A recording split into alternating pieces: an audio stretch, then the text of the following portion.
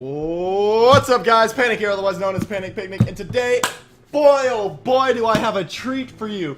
I'm going to show you one of the new decks that I've created. It's a deck I've been trying to work on for a bit. I still need a little bit more work going on in it, but it's pretty much almost done.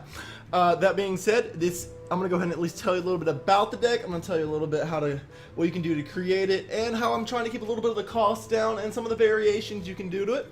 Also, I'm going to teach you how to play it.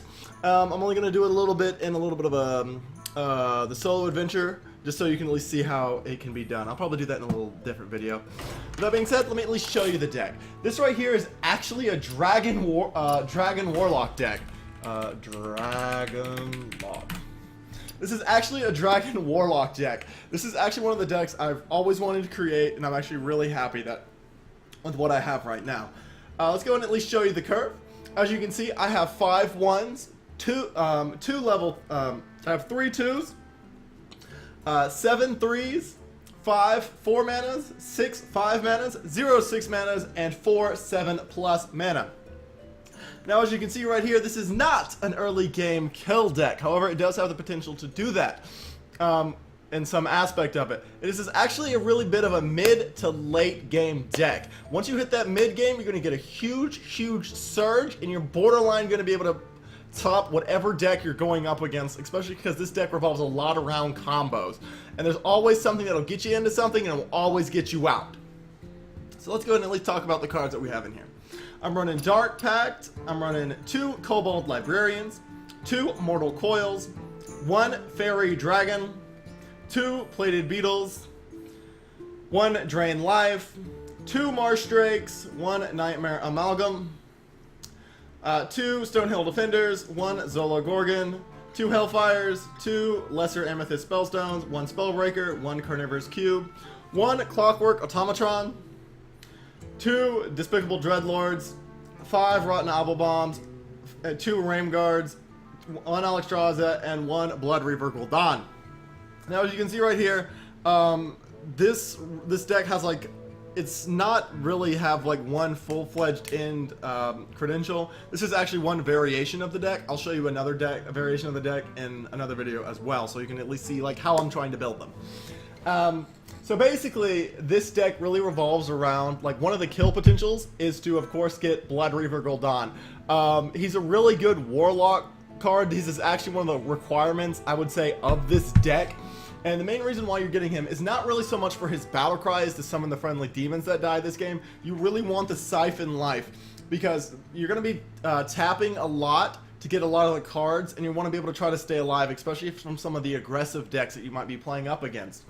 Also, what combos really well with Blood Reaver Gul'dan is you have, where is it?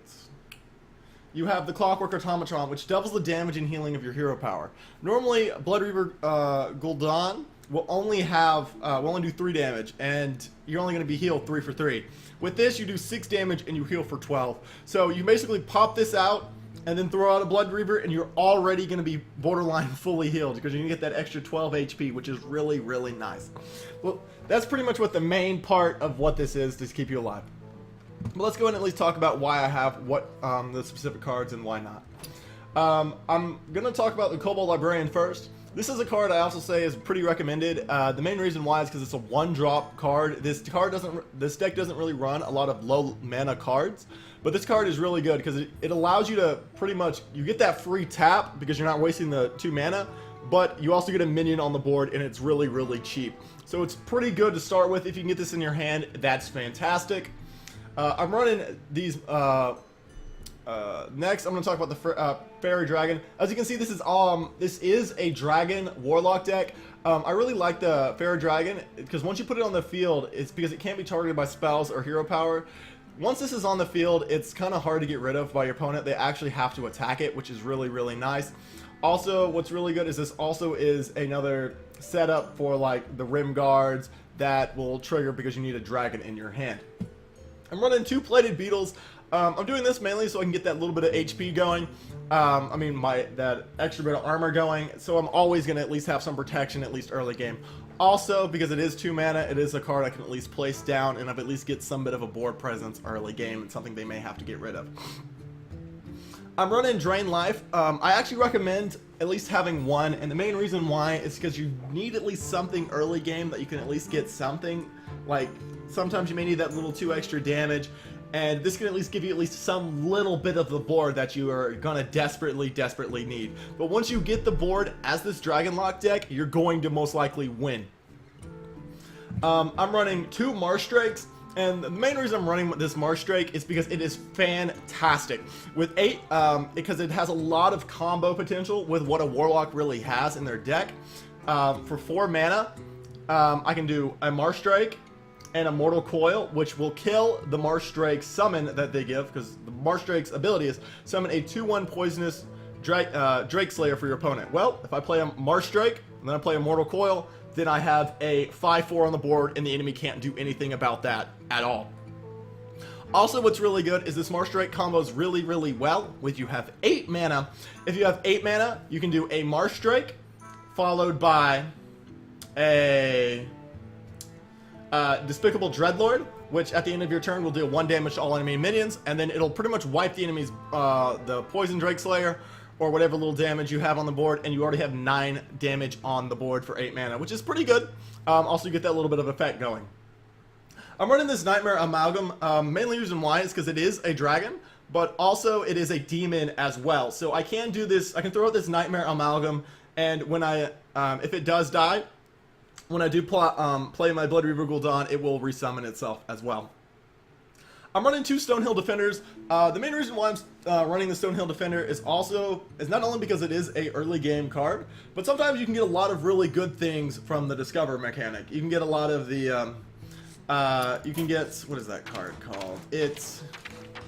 You can get the Rin, the First of the Disciple, and you can get other cards that, even other demons that you can, that allow you to be able to play, so you can get a little bit more out of your Blood Reaver Gul'dan. Also, you never know what you're really going to get, and it can always help you in the end, and I always like that mechanic. I'm running Zola the Gorgon as well. This is my legendary that I'm running, and the main reason I like Zola the Gorgon is because of its effect, because this deck doesn't really have a whole lot of something that may be able to end it, or it may be missing something. Like, you never know what you're going to be running in at a specific time. Like, sometimes you may need a specific card, and that's already on the field, and you need it in your hand again. Like, you just played a card because you need it on the field to get some of that sustain. Well, you can play the Zolja the Gorgon, and then you can have another one in your hand. Also, what's really good, you can do Zolja the Gorgon, and then you can just always have a field of nothing but Despicable Dreadlords, which is always really nice.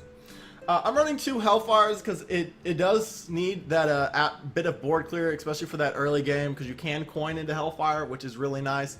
Also, the Hellfire does pop lesser Amethyst Spellstones as well as Kobold Librarians, so you always have that. You always are getting that HP, so you're able to sustain into the mid and into the late game, which is where this deck is going to excel. I'm running 1 Spellbreaker, and the main reason on why I'm only running 1 is because obviously Silence is fantastic. It's a really good 4-drop. Also, since I'm running Zola the Gorgon, I can just summon my Spellbreaker, or I can just Zola the Gorgon it. So I always have like 2 Silences. I always have 2 or 3 of every card in the deck because of the Zola the Gorgon. It gives me more variety with what I can do. I'm only running 1 Carnivorous Cube, and the main reason why I'm running 1 Carnivorous Cube is I couldn't really fit in another one, especially since it does have a lot of 5-drops in this deck, and I felt it was a little bit too bricky when I was running 2. Also, I only really... also, I'm running Zola the Gorgon, so that does allow me to have 2 as well, so it's not anything too big. When I do Carnivorous Cube, I have a couple of targets I can pick. Obviously, the targets I pick is Clockwork Automatron if I have Carnivorous Cube late, so I can do Carnivorous Cube, Clockwork my Automatron, and then I pop it with my Dark Pact, and then now my Gul'dan will deal 12 damage and heal for 24 because of the Clockwork Automatron's ability, and I think that's really nice. Another thing you can use it on is you can use the Carnivorous Cube on a Despicable Dreadlord, and when you Dark Pack it, you'll have 3 Despicable Dreadlords on. You'll have 2 Despicable Dreadlords on the field at the same time. But also, when everything dies and you Blood Reaver Gul'dan, you'll have more Despicable Dreadlords at your on the field, which is really good. So you're getting a lot of that value out of that. I'm running 2 Rotten Apple Bombs. And the main reason why is because I think it's a really good card, especially in this deck. It revolves a lot around sustaining into that mid and into that late game. And plus, it's a really good 5-drop if you're just having a lot of trouble just trying to get there. Plus, that 4 HP is really good against hunters that I've been encountering a lot of. Because you never know, like, cause sometimes you just have to get on the field and you're having low HP. Sometimes popping a Rotten Apple Bomb or even a Carnivorous Cube on a Rotten Apple Bomb will basically just heal you up, and you've at least got something on the field, which is really nice. I'm running I'm running 2 Worm Guards. I really like this card. It's because it's a really good transition card from the deck, because I'm always running a lot of taunts.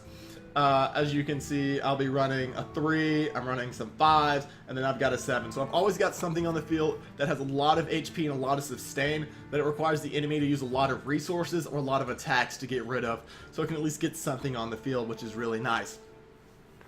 Lastly, I'm running an Alexstrasza. I really like Alexstrasza in this deck, and the main reason why is because it helps for finishing the opponent.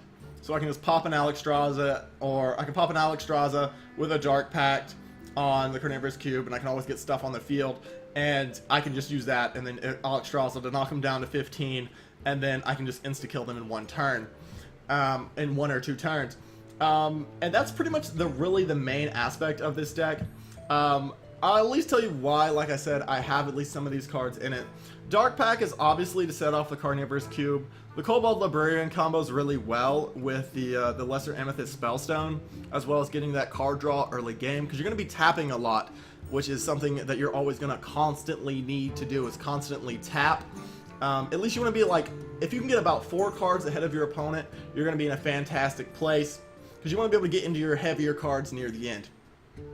Mortal Coil, like I said, it's really good for finishing off the enemy player, like the enemy cards, like just deal that 1 damage of some cards that you may not be able to finish off in 1 turn. But also, like I said, it combos really, really well with the Marsh Drake and killing the Drake Slayer that it summons. The Fair Dragon, like I said, it can be replaced, but I really like it. Only because of its inability to be targeted by hero powers, and it can at least get something on the field at the same time. Also, it's a dragon, and dragons are just nice to have in this deck.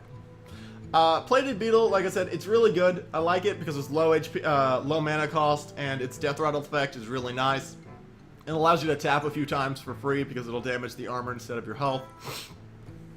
The Drain Life, I have to say, is actually something I'd recommend in this deck. I've tried versions of this deck without it. And the main reason why is because you need that little bit of early damage. Also, you never know when you're going to need that 2 damage. That's really what the main thing is about it. So you can do the 2 damage with a Mortal Coil. Also, it's just a card you can just throw away if you have too many cards in your hand. Like if you're up to 10, you just throw away your Drain Life. It's something you can just easily get rid of. Marsh Drake, like I said, it has a lot of combo potential, and that's one of the main reasons it's in this deck. It combos with a lot of the cards I have. It combos with it combos with Mortal Coil. It combos well with Despicable Dreadlords. And when you Dreadlord Marsh Drake on the field and you have 9 damage, it's hard to get rid of. Like it's somewhat, they have to commit something to it. Nightmare Amalgam, like I said, it's really good. It's a dragon. It'll help you set off your Worm Guard if you don't really have anything in your hand at the time. Because it doesn't run like a whole lot of dragons, but also it's really good to pop for your Blood Reaver because it is a demon, so you at least get something else on the field at the same time. Stonehill Defender is really good. Again, low cost mana, but the Discover mechanic is really what sets it apart because you can get some cards that you never know that'll help you. You can get the 9 mana taunt that Warlocks typically run if you want, or if you want to go that route. Like you never know. You can always get something. Something will always be able to help you. It's like nothing is never negative. It'll always buy you some extra time. And this card has saved me so many times. I can't even complain. And the same thing with Zola Gorgon. It's not you don't have to run it. I just like running it because it allows me to have 3 of certain cards. Like I can have 3 Stonehill Defenders. I can have 3 Marsh Drakes. I can have 2 Carnivorous Cubes. I can have basically double of whatever I want in this deck. Or even I can have 3, which is always good. Like I said, an extra Rotten Apple Bomb, sometimes you're like, oh, well, that's a terrible play, but sometimes it will save you, and you never know, and that's always good to have. Hellfire, like I said, some decks may run 1. I recommend running 2, because like I said, it will set your Lesser Amethyst Spellstone, and it makes, basically it'll upgrade it and make it do more, and it's always a good board clear, and I can't say anything negative about this, like, at all. Lesser Amethyst Spellstone, some decks usually run 1. Like I said, I run 2. The main reason why I run 2 is because sometimes you need that extra damage. Like if someone plays a really big minion and you're gonna have like a hard time getting rid of, like someone plays like an 8 damage minion and they're gonna attack the next turn, you can at least play this a fully upgraded Lesser Amethyst Spellstone, which is pretty easy to activate, and you've really got no problems at all. Spellbreaker is great because, like I said, you're not going to be countering much weapons. You're not going to be destroying any weapons, but you will be silencing a lot, especially since some people will be buffing. You never know what you're going to be coming up against. Silence is always good. And this is also a good card to just play, even if you can't silence it. Like if someone plays a Carnivorous Cube, you can silence it. If someone plays anything that you don't like, just silence it. Like, it's always really, really good, and I would highly recommend it. Carnivorous Cube, like I said, 1 is really good. You don't need any more than 1, because we're only running 1 Dark Pact, and that's pretty much about it for that, because you can do a lot of combos with this. You can use it on your Clockworks, you can use it on your Despicable Dreadlords, you can use it on your Rotten Apple Bombs. You can basically use it on pretty much anything in the deck, and that's what makes it so good, especially because it's easy to pop as well. Clockwork Automatron, like I said, this is your late game card. This is pretty much your kill card. This is pretty much your save card. This is pretty much any card you want. This is the card for you. You're not going to play this card till after Blood Reaver Gul'dan is played, but you're going to get the most value out of it when Blood Reaver Gul'dan is played, because you can't really use it ahead of time. And you can basically heal yourself up from, like, this card alone has saved me from 2 HP and brought me all the way back up to 30. I can't say anything negative about this card, because as long as you have Blood Reaver Gul'dan on this card, on the field, this is the most OP, one of the most OP cards in the game. Despicable Dreadlords, like I said, like, you can get a few of these on the field, you can get 3, you can get 4 on the field, and when you have 2 of these on the field, the enemy starts with -2 HP. There's not a whole lot they can do about it. It's pretty good. They've got to commit something to get rid of this card, but since you're protecting it with taunts and everything else, it makes Despicable Dreadlord really, really hard to get rid of. Rotten Apple Bomb, like I said, you're going to be drawing a lot, you're going to be tapping a lot, and you're going to be taking a lot of damage because you don't have a lot of early game potential, and this will basically help you out by putting a body on the field and restoring your HP. Wormguard, like I said, does a whole lot of damage. I mean, it does 4 damage. It's got taunt. It's 7 mana. It pretty much, the deck rolls into it, and it's a dragon deck. And plus, it's fun. It's a cool card. Highly recommend it. Alexstrasza, like I said, you don't have to run this card. I like this card, so that's the reason I run it. It's a really cool card. It can save you. It can save your opponent. I mean, it can save you. It can definitely kill your opponent. One thing I really like to do is I like to do a Clockwork Automatron. I like to do an Alexstrasza. Get them down, like, because if you do get into the late game potential, because this is where this deck will really shine, is when you're in the fatigue zone. Like, it'll get you pretty close into the fatigue, as well as your opponent, because you're going to be in that late game. You're going to be very deep in that late game. And Alexstrasza is really good there, because it can either heal you and help you out, or what it can do is you can knock your opponent, like, in one turn, you can play Alexstrasza, knock them down to 15 HP, then the next turn you can do a Clockwork Automatron, and then you can just do heal them, like, damage them for 6, and then you can just constantly do that, and you're just whittling them down so they can take a little bit more fatigue damage. And lastly, like I said, Bloody Reaver Gul'dan is really good because you're going to be summoning, while this deck doesn't run a whole lot of demons, it's a fantastic card to have. The demons you will summon, you're going to be summoning whatever Despicable Dreadlords you've been summoned all game, or cloned, or whatever.